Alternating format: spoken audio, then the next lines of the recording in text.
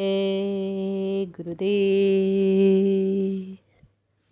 बाबा जय गुरुदेव जी महाराज ने काफिला जो मैंने देखा और सुना।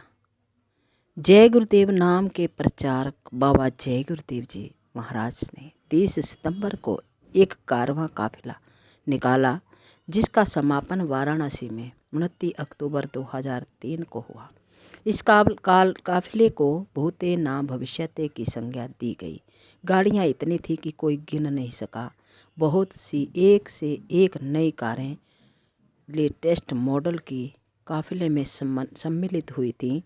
नंबर प्लेट बताते थे कि किन किन प्रांतों की गाड़ियाँ हैं। इसी प्रकार नई नई मोटरसाइकिलें, जिनका संख्या हजारों में थी, मगर कोई गिन नहीं सका। एक स्थान पर पुलिस के लोग बात कर रहे थे कि कल रात से बैठे हैं, रात भर साइकिलें चलती रही, अब शाम होने को हो रही है, मगर साइकिल का तांता अभी रुका नहीं है। उनका अनुमान था कि 1,15,000 साइकिल यात्री काफिले में चल रहे हैं। बाबा जय गुरुदेव जी के शब्दों में काफिले के सभी वाहनों की लाइन बना दी जाए तो 300 किलोमीटर की लाइन बन जाएगी।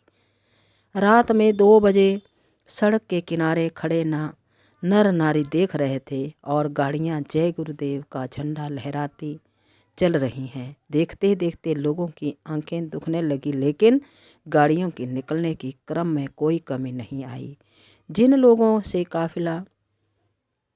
से काफिला गुजरा, वहाँ के लोग इस दृश्य के चश्मदीद गवाह बन गए। दिल्ली के एक मशहूर पत्रिका के संपादक एक पड़ाव स्थान पर पहुँचे तो उन्होंने कहा कि अपनी कल्पना के परे मैं इस दृश्य को देख रहा हूँ।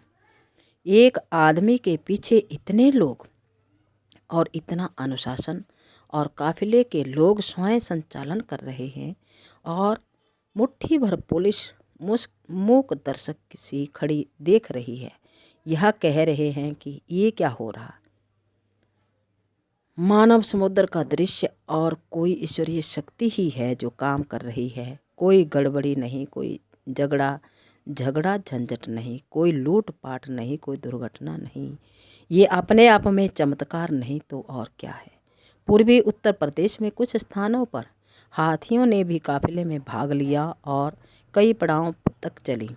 ऐसे ही ऊँटों ने भी काफिले में सम्मिलित होकर के अपना आत्म कल्याण किया। महात्माओं का संकल्प होता है, काफिले के दर्शन मात्र से एक मनोकामना पूरी होने की बात कही गई थी।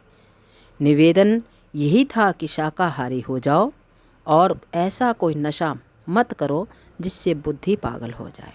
लोगों को क्या फ़ायदा हुआ, क्या लाभ मिला, यह तो स्वामी जी महाराज ही जाने, लेकिन भावों का जो परिवर्तन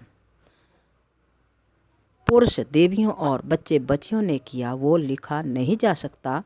श्रद्धा की दबी भावनाएं बाहर निकल आईं।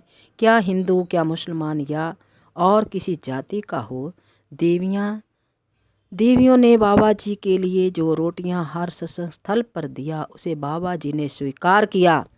मुसलमान देवियां यहाँ देखकर प्रसन्नता से फूली नहीं समाई। 2 औरतें स्वामी जी को निकट से देखना चाहती थी, कुछ कहना चाहती थी, किंतु उस भीड़ में यह संभव ही नहीं था। स्वामी जी की कुटी की पूरी घेराबंदी की जाती थी। उन दोनों देवियों ने 2 पड़ाव स्थलों तक यात्रा करके अपनी फरियाद सुनाना चाहती थी। पता नहीं उनके दिल के क्या जज्बात थे। खैर, एक सेवादार ने अंदर जाकर स्वामी जी को सूचना दी कि 2 मुसलमान औरतें रो रही हैं और आपका दीदार करना चाहती हैं। बाबा जी ने तुरंत उन्हें बुलवाया। कुटी में जाकर दीदार दे करके वे बाग बाग हो गईं। आंसुओं की धारा आंखों से बहती रही और फ़कीर साहब को एक टक देखती रही। कुछ भी बोलने का साहस नहीं जुटा पाई। किसी शायर ने कहा भी है कि कम वक्त जुबां खुलती ही नहीं जब सामने कातिल आ जाए। स्वामी जी उन्हें देखकर मुस्कुराते रहे, धीरे से कुछ कहा भी, आशीर्वाद दिया, फिर जाने का इशारा किया। आंसू रुके नहीं थे और ऐसा लग रहा था कि कोई निधि यानी खजाना मिल गया। बाबा जी की आंखों में क्या जलवा उन्होंने देखा वो समझ नहीं पाई, मगर इतनी बात उनकी निगाहें अवश्य कह रही थी, मेरी आंख के ये आंसू जो टपक पड़े जमीन पर, जो तेरे कदम पाते तो कुछ और बात होती।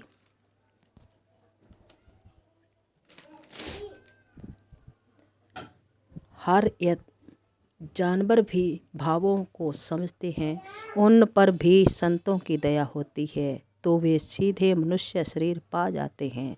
संत अगर किसी वृक्ष का फल खा लें या दातुन कर लें या कोई पतंगा उनके शरीर से स्पर्श हो जाए तो उसे अगला जन्म मनुष्य शरीर का मिल जाता है। कहने का मतलब ये है कि सारे जीव जंतु काफिला यात्रियों की सेवा कर रहे थे। साइकिल यात्रियों का एक ग्रुप एक खेत में रुका। सब ने साइकिल खड़ी की और ऊपर से पॉलीथीन फैला दिया। जब सवेरा हुआ तो सब उठ गए और चलने की तैयारी करने लगे। एकाएक उनकी नज़र सांप पर पड़ी जो गोलाकार में बैठा हुआ था। एकाएक उनकी नज़र सांप पर पड़ी जो गोलाकार में बैठा था। कोबरा सांप था, जहरीला। आवाज़ सुनकर भी उसमें कोई हरकत नहीं हुई। वो ज्यों का त्यों बैठा रहा। सांप को देखकर यात्रियों की रूह कांप गई। एक यात्री उसे मिट्टी का ढेला समझकर तकिया बनाकर रात में सोया रहा। किसी ने कहा कि कोबरा है, मार दो। दूसरा बोला कि बिल्कुल मत मारना। उसने जमीन पर डंडा बजाया तो सांप फन उठाकर खड़ा हो गया। सब लोग डर गए, किंतु वह सत्संगी डंडा जमीन पर बजाकर इशारा देता रहा और फिर वो सांप रेंगता हुआ खेत में चला गया। मुझे याद आया जब प्रतापगढ़ के बिच्छू बाग में ऐतिहासिक सत्संग कुछ वर्ष पूर्व हुआ था, जिसमें लाखों बिच्छू निवास करते थे और ज़मीन पर ऐसे चलते थे जैसे चिंटियाँ चलती हैं। कार्यक्रम के समापन के बाद स्वामी जी महाराज के बिस्तर और बाल्टी में 10-15 बिच्छू काले काले बड़े बड़े मथुरा पहुंच गए थे। स्वामी जी ने मंच से कहा था कि ये सारे जीव हित अनहित सब कुछ समझते हैं। कुछ लोग इन्हें मारना मत, ये किसी का कुछ नहीं नुकसान करेंगे। सांप ने तकिया बनकर थके यात्रियों की सेवा की। यह उसकी अपने प्रकार की सेवा थी, सहयोग था। हरि अनंत, हरि कथा अनंता। हर यात्री का अपना अलग अलग अनुभव था। ऐसा काफिला कारवां जिसके अनुभवों को लिखा नहीं जा सकता, बयान भी नहीं किया जा सकता। जिससे पूछिए वही अपना अनुभव और ईश्वरीय चमत्कार का वर्णन करने लगता है।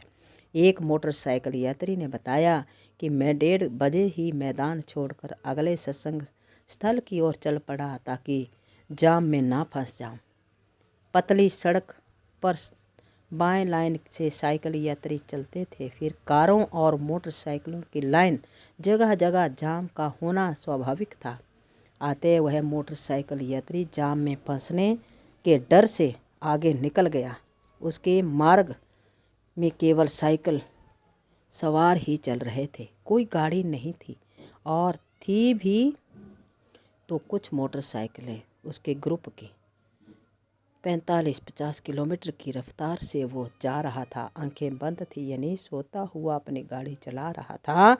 एकाएक अंतर में आवाज़ आई कि सामने देखो। आंख खोली तो देखा सामने रेलवे फाटक बंद था और लाल बत्ती जल रही थी। फौरन ब्रेक मारकर गाड़ी को कंट्रोल किया और मन ही मन कहने लगा कि मालिक, मैं तो सो गया था पर आपने ही दया करके मुझे बचा लिया।